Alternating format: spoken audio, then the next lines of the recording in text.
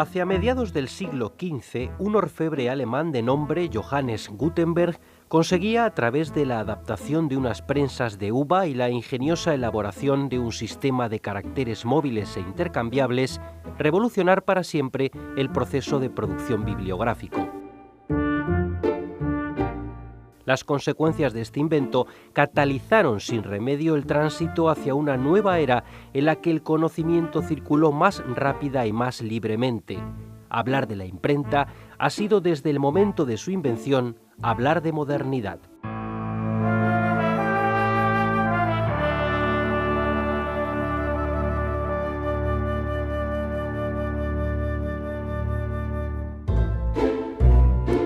Sin embargo, Alejandro Pisitelli, teórico de la comunicación, pertenece a un creciente grupo de investigadores que de un tiempo a esta parte vienen cuestionando los efectos de aquel invento que, sin lugar a dudas, por su repercusión, se terminó convirtiendo en uno de los más relevantes de la historia de la humanidad. Y si Gutenberg entonces, en lugar de abrir las puertas de la modernidad con todos los parabienes de progreso que se le suponen, lo que consiguió en cambio fue pervertir una tradición basada en la oralidad, en lo colectivo, que se remontaría al origen mismo del fenómeno lingüístico? ¿Y si, en palabras del propio Pisitelli, la imprenta, en vez de haber jugado el lugar emancipador, en realidad no fue sino el caballo de Troya a través del cual la estandarización, automatización y sobre todo mecanización de la conciencia tuvo lugar? Con la llegada de Internet, se podría pensar que comienza a cerrarse este periodo conocido como paréntesis gutenbergiano, inaugurado con la invención de la imprenta. A través de los diferentes fenómenos digitales, estaríamos pues volviendo a unas manifestaciones culturales más próximas y afines a las que dieron lugar al origen del lenguaje, reivindicándose lo efímero en un entorno decididamente más sensible a lo oral que a lo escrito. Ahora, Gutenberg del siglo XXI, ¿por qué estamos hablando de eso? Estamos hablando de Gutenberg del siglo XXI porque Gutenberg hoy tenemos que releerlo como emprendedor, como persona innovadora, como persona que creó un nuevo mundo, que es el mundo del mundo sobre el papel, y en este momento estamos yendo a otro nuevo mundo, que es el mundo sobre la pantalla. Entonces Gutenberg tiene que inspirarnos en todo lo que tuvo de emprendedor, en todo lo que tuvo de dinámico, en todo lo que tuvo de innovador, porque Steve Jobs en realidad es una especie de neo-Gutenberg.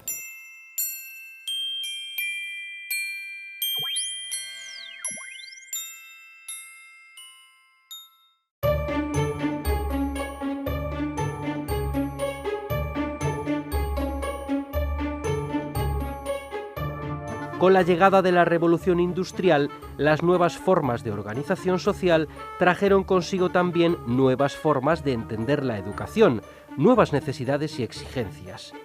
Las ciudades que se organizaban en torno a las factorías crecían respondiendo a los mismos criterios racionalistas de eficiencia por los que se regía el nuevo modelo industrial.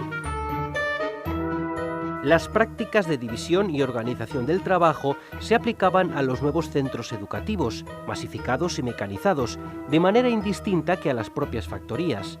El aprendizaje se formalizó y se elaboraron currículums a través de los que se diseñaban itinerarios formativos estancos, ideados con la intención de ajustarse a la figura de un alumno estandarizado. La información estaba centralizada en la figura del maestro, que la controlaba y la distribuía a través de flujos estrictamente verticalizados. Y ahora, ¿qué es lo que tenemos? Sobreabundancia de información. Cualquier cosa preguntamos a la Wikipedia. Anoche estábamos en una cena con amigos y alguien quiso saber, Neil Diamond es un cantante famoso que tenía una voz muy nasal, ¿no? ¿Qué era? ¿Inglés o norteamericano? No, norteamericano. Cualquier cosa la podemos averiguar. ¿En qué la batalla, cuándo fue, cuál es el PBI de un país? Todo lo que es fáctico está en la Wikipedia, está en Internet.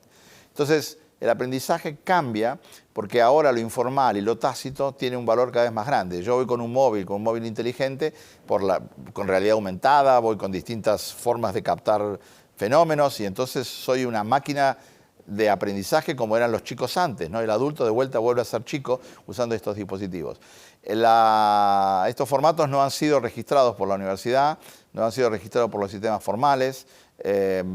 Por ejemplo, cuando nosotros ahora estamos haciendo educación a distancia, estamos usando los mismos formatos tradicionales, estamos metiendo PDF, estamos metiendo papel, no tenemos todas estas habilidades rápidas que teníamos como chicos y que tenemos de vuelta gracias a Internet, no se ven reflejadas institucionalmente. Lo que necesitamos ahora es un ayornamiento de estos nuevos métodos y también tenemos que tener un reconocimiento, ¿no? De que ahora ya no alcanza. Antes uno quería ser ingeniero, antes uno quería ser economista, antes uno quería ser médico y ahora lo que estamos viendo es que hay cruces de profesiones, que hay formaciones, que hay gente que tiene 2 o 3 títulos o postítulos y lo que estamos viendo es que el conocimiento encapsulado ya no alcanza para nada y que la gente desborda con sus intereses y con sus ganas y con sus necesidades y necesita un tipo de formación totalmente distinta a la que tuvimos hasta hace pocos años atrás.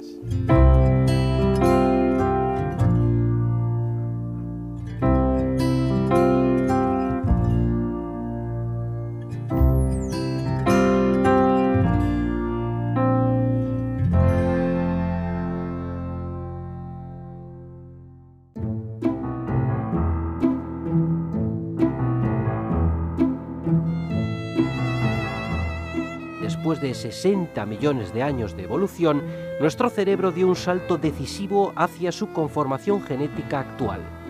Es en este momento cuando el ser humano desarrolla las conocidas como neuronas espejo, gracias a las cuales, como recientemente se ha descubierto, aprendemos en función de una sensibilidad empática, es decir, aprendemos gracias a lo que vemos hacer a los demás.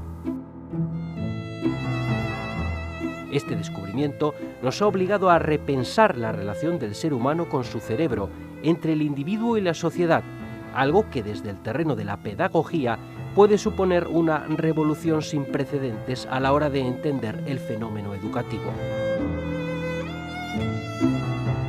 Entonces, esta idea de aprendizaje personalizado, esta idea de aprendizaje multimodal, esta idea de aprendizaje en distintos tiempos, formal e informal, esta idea de aprendizaje para toda la vida, pero no en sentido retórico, sino aprendizaje toda la vida porque somos todos los días una persona diferente, ¿no? Yo he venido decenas de veces a España, decenas de veces a Europa, y cada viaje es diferente, y cada viaje miro las mismas cosas, pero como se decía de los grandes innovadores, ver las mismas cosas con otros ojos, ¿no? Newton veía lo mismo que Aristóteles, pero lo veía con otros ojos, y por eso podía pasar de la idea de los cuerpos pesados al principio de inercia.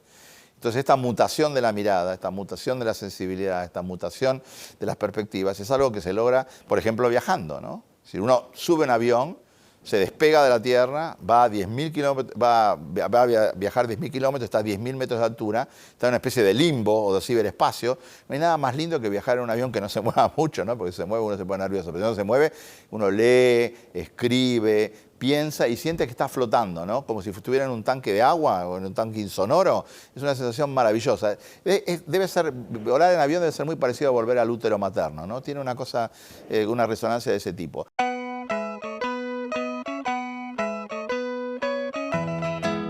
Aprendemos, pues, mientras viajamos, mientras leemos, cuando vemos una película o cuando dialogamos con un amigo. Aprendemos a través del hecho sencillo de tomar un café en la terraza de un restaurante o moviéndonos en metro por la ciudad.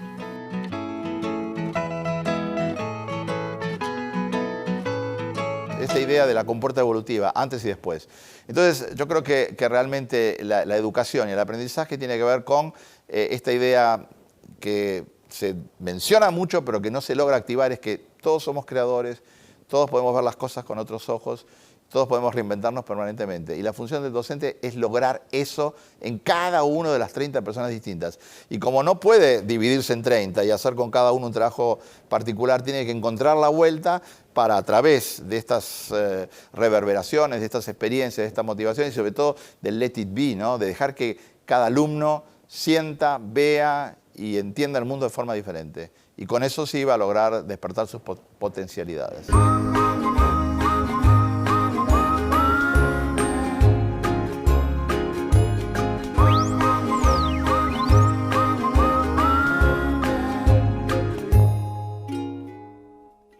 Pero cuando hablamos de redes sociales, en el sentido más cotidiano, estamos pensando en plataformas, ¿no? Estamos pensando en Facebook, estamos pensando en Twitter, estamos pensando en los blogs, estamos pensando en los wikis, pensando en esto que hoy se llama inteligencia colaborativa o inteligencia colectiva. que no nació ahora, ¿viste? Porque siempre hubo esta idea de trabajo en equipo, trabajo colectivo.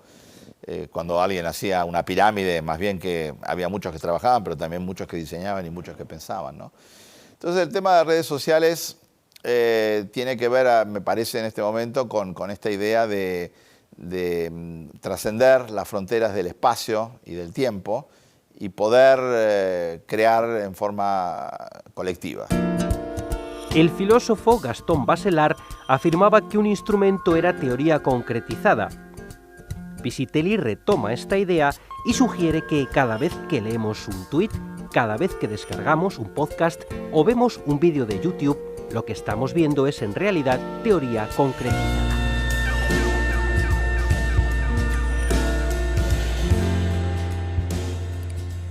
¿Qué teoría concretizada?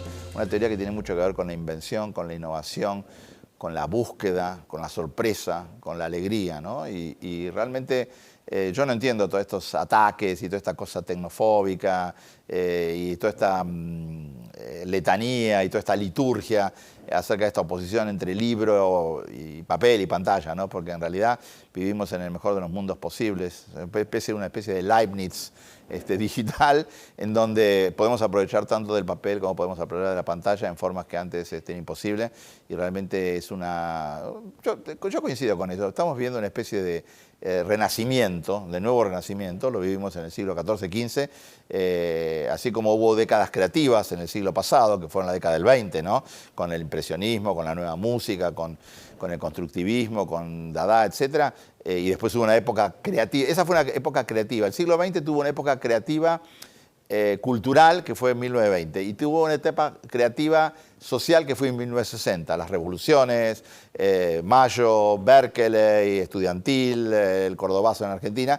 Lo que estamos viendo en este momento, y hacer crecer hacia la distinción, ¿no?, entre social y cultural y la dialéctica entre los dos, lo que estamos viendo en este momento es una doble revolución, ¿no?, social y cultural. Y eso cuando pasa, que pasa muy pocas veces, pasó en el Renacimiento, está pasando ahora con la tecnología, promete, aún en esta época de crisis, muchas soluciones posibles a la crisis y muchas formas de reinventarnos.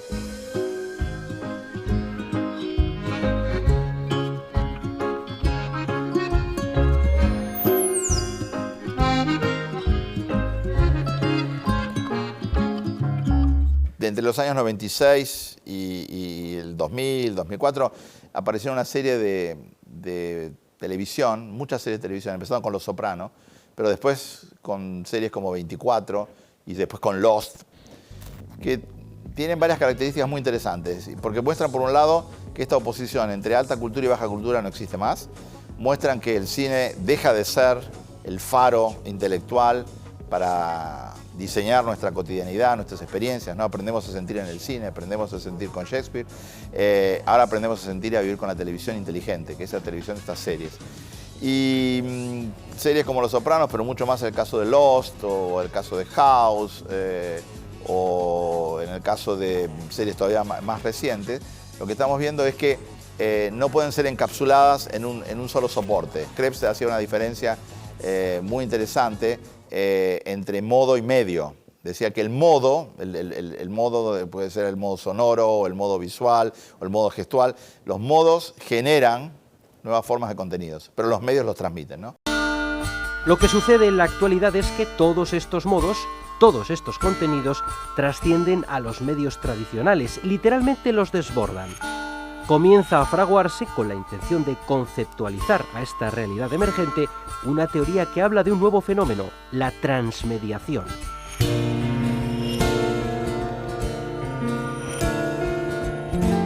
Cuando hablamos de transmediación, ¿de qué estamos hablando? Estamos hablando de historias que nacen en un medio, pero se mueven a otros medios. Trascienden esta idea de modo y medio y necesitan de otras continuidades. En el caso de Lost, que se transmitía durante 6 meses y había que esperar 6 meses a la segunda temporada, que fue una serie diseñada, era casi una serie ingenieril, ¿no? Porque se calculó desde el primer día que iba a durar 6 años. Entonces se sabía que tenía que mantener la atención durante 6 años. Imagínense, uno se aburre en una película que dura 2 horas, ¿cómo uno puede aguantar 6 años para ver algo, ¿no? Y cómo va a haber no 2 horas, sino que va a haber 120 horas de una acción. Bueno, el transmedia tiene que ver con eso, con la idea de que un contenido interesante y rico no puede ser encapsulado en un soporte, en un medio, y necesita trascender esos medios. trascender tanto los medios que muchas veces llega a la realidad misma, ¿no? En esta línea de pensamiento se encuentra la obra de Jane McGonigal. McGonigal es una desarrolladora de videojuegos que sostiene que estos pueden ayudarnos a generar tanto pensamiento crítico como potentes herramientas de aprendizaje. En su libro, La realidad está rota, defiende la tesis de que los juegos, en sus propias palabras, nos hacen más felices, más creativos, más fiables y mejores para participar y liderar esfuerzos para cambiar el mundo. Ella dice que tenemos que jugar mucho más de lo que estamos jugando hoy porque no nos alcanza la cantidad de juegos, que son miles de millones de horas por año, para poder resolver los grandes problemas del mundo, y inventó esta idea de juegos de realidad aumentada, que son juegos en donde uno no solamente juega dentro del digital, sino que también juega en lo real. Tenemos un transmedia ahí, ¿no? Pero ya no solamente de soporte, de cómic a televisión, a videojuegos, sino directamente de lo virtual a lo real. Y en ese sentido, las propuestas que hace ella, por ejemplo, se imagina, ¿no? Hace la hipótesis. Un juego se llama El mundo sin petróleo. Bueno, tenemos que jugar a cómo es el mundo sin petróleo. Y para sentir eso tenemos que ir a una gasolinera real, en el mundo real, que no nos da combustible y nos muestra como decía un gran filósofo, ¿no? Se llama Max Scheler. Él decía que la realidad es lo que se nos resiste, ¿no? Entonces en estos juegos uno lo que entiende es forjar estas resistencias para que uno se dé cuenta que esto que tenemos hoy, que nos parece natural, puede dejar de ser así, puede dejar de existir y puede haber un mundo totalmente distinto. Y tenemos que prepararnos para esos muchos mundos posibles.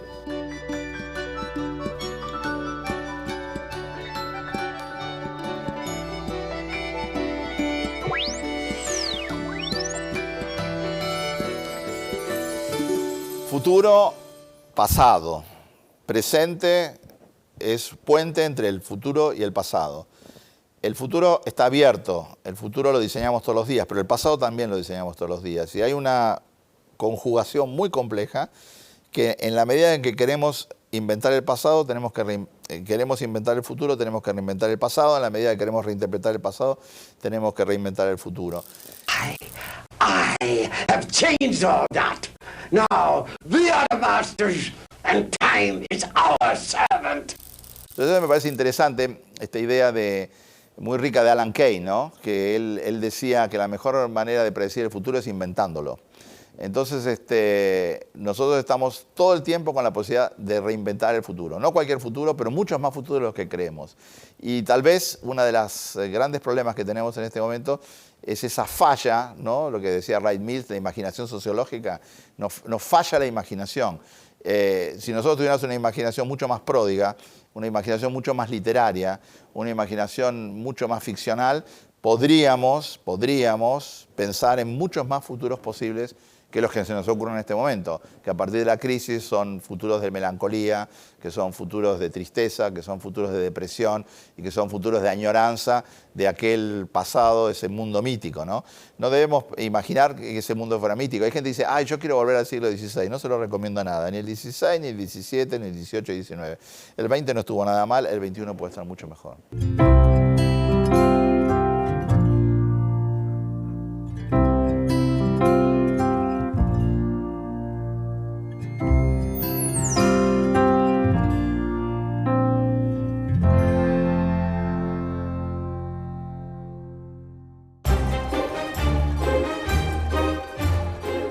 Aunque en la actualidad estamos más conectados que nunca a través de los múltiples canales de comunicación, no son pocas las voces que de un tiempo a esta parte vienen a advertirnos de que, a pesar de que pueda parecer que las posibilidades de comunicarnos son mayores que en cualquier otro momento de nuestra historia, los contactos que realizamos son también más superficiales que en el pasado.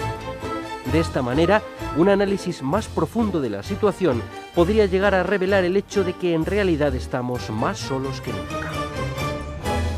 Yo no estoy de acuerdo con eso. Me parece que al revés, estamos en un momento de una hiperconectividad que a veces es frenética y a veces es maníaca, pero que otras veces tamizada y domesticada se convierte en una posibilidad de trabajar a distancia, en una posibilidad de mantener lazos familiares y de amistad, y sobre todo una posibilidad de colaborar intelectualmente en proyectos que eran impensables, imposibles hace pocos años atrás.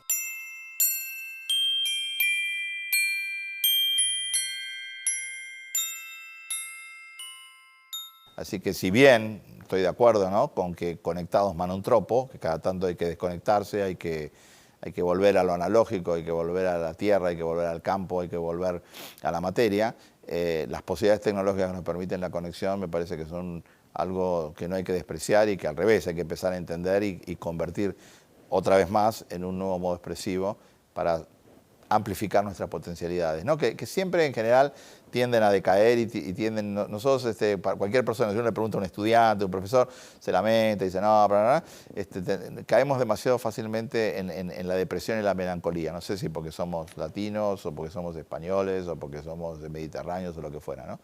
Creo que las tecnologías están para reinventarnos, que las tecnologías están para rediseñarnos y que las tecnologías nos están permitiendo formas de conexión, estamos ahora en el tema conectados, que son potentes y que no debemos desaprovechar.